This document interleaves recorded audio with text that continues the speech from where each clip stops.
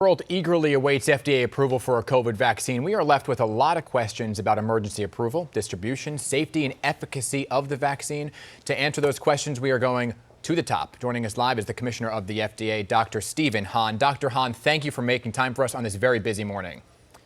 Well, good morning. Thank you very much. It is, in fact, busy, and appreciate being with you today. Okay, so let's get to it because there's breaking news with Moderna announcing that their vaccine, more than 94% effective, plans now to ask the FDA for approval today. This emergency use authorization that we're hearing a lot about.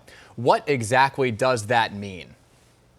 Emergency use authorization is a special authorization given to us by Congress after the 9/11 terrorist attacks that allows us to expedite approval of medical products and get them in the hands of people and medical providers.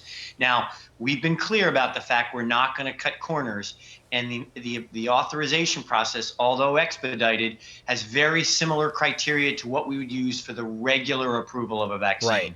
FDA won't cut corners. So how quickly after these meetings then, because you're meeting with to talk about the Pfizer vaccine on December 10th, how quickly after these meetings for emergency use authorization and applying for it do you actually see the vaccine go into production?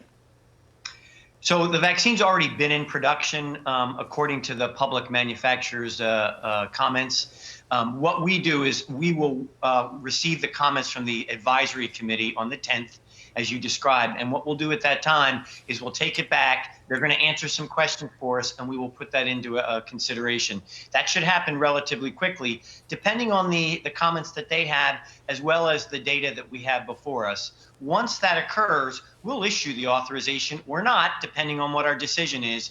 And then after that time, if there is an authorization, the vaccine will be available. So when would people start getting it? So the distribution occurs after authorization, and that is in the hands of the Health and Human Services Department and Operation Warp Speed. They've said publicly that that should happen very quickly afterward, and then the actual distribution occurs at the state level. I want to talk about the vaccine itself because the CDC director told me last week that this is more likely a two-shot process. So if there are side effects, which he said it is likely there will be, what happens if a person says, well, I don't like how I feel, I'm not going to go back for the second shot?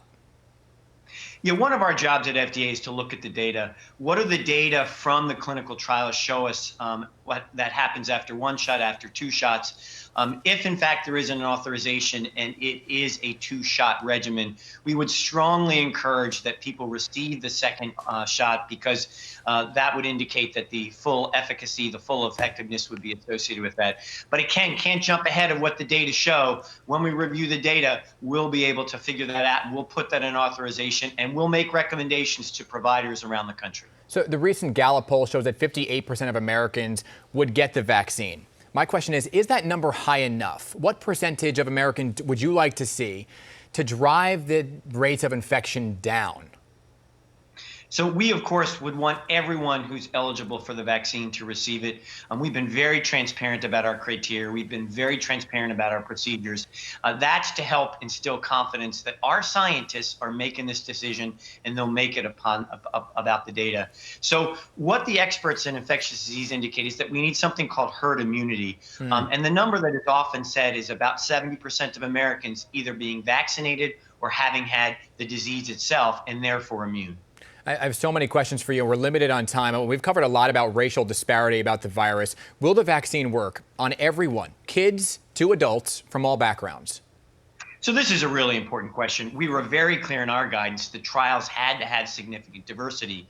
Now, studies in children will occur after these data have been analyzed. But with respect to adults, we've been pretty clear about the fact, and we've seen that these studies do have representation across the country of different ethnic and age groups. Now, it's our job to look at the data and answer the question that you're asking. What is the effectiveness? What is the safety in all groups? Because we want our decision to be generalizable to all Americans. Right. So when you're looking at those results then for the emergency use authorization from Pfizer and Moderna, does it meet what you're looking for?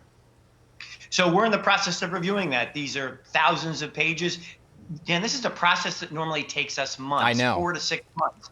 And so we have all hands on deck. We're compressing that, but we're not cutting the corners. So we're looking at the data now.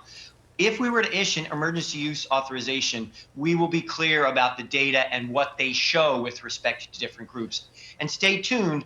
Our December 10th meeting of the Vaccine Advisory Committee meeting will also have information about the clinical data, and these questions will likely be addressed at that time in a public fashion. I want to squeeze in two more questions. This big one for so many folks here in our area, New York City. How long will the vaccine last? Is it a yearly vaccine like the flu shot, or is it something that will last years?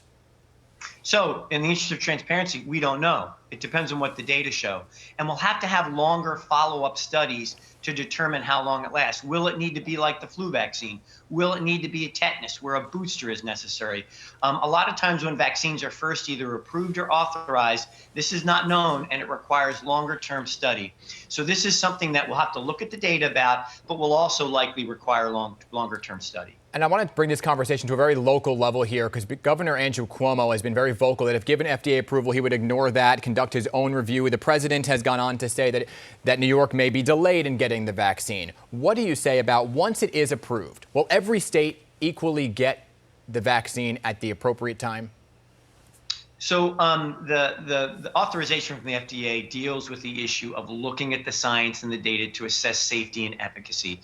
We're not responsible for the allocation to the states. That is the responsibility of CDC as well as for HHS. What I can tell you is that we want our approval process, our authorization process, to reflect all of America, and that includes the residents of the state of New York. Understood. And lastly, when do you anticipate every American getting the vaccine? Is it mid-2021? So again, it really depends on if there's authorization of the vaccine and then the ramp up of the manufacturing production. We all want this to end as quickly as possible. The way we're going to do that is achieve herd immunity, get enough people vaccinated. And my sincerest hope is that happens as quickly as possible. It is a very busy day. Dr. Stephen Hahn, I appreciate you making the time for us here in New York City. You're welcome back anytime. Appreciate your voice this morning. You bet. Take care. Take A lot care. of information there about the vaccine, and I know a lot of people are asking a lot of questions there, so hopefully that answered some of them. But there's still things that need to work out. And there's a lot of documents they have to read as well. And this is the fastest in history they've ever reached this point. Exactly. So a lot of uncharted territory. Great interview, by the way. Thank you.